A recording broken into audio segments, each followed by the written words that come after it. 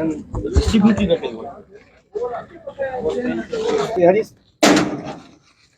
ये कौन भी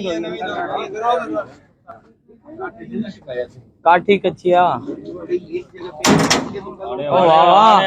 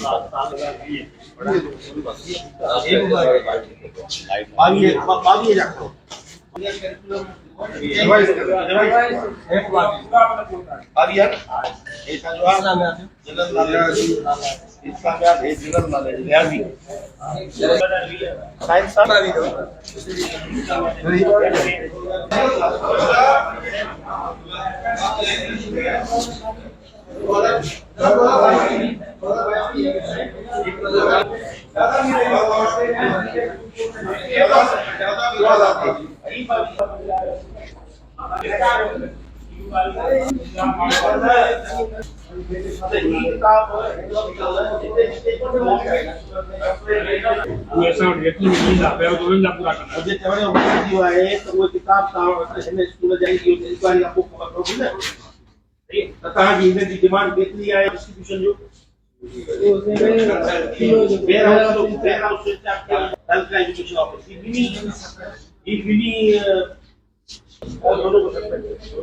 दोनों को सस्पेंड करके इंक्वायरी कंडक्ट करें कि किसी स्कूल के किताब यहाँ पे क्यों पढ़े स्कूल में जाने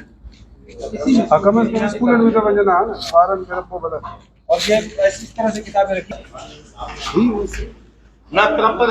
इन्होंने कुछ किया है। ये देखिए सर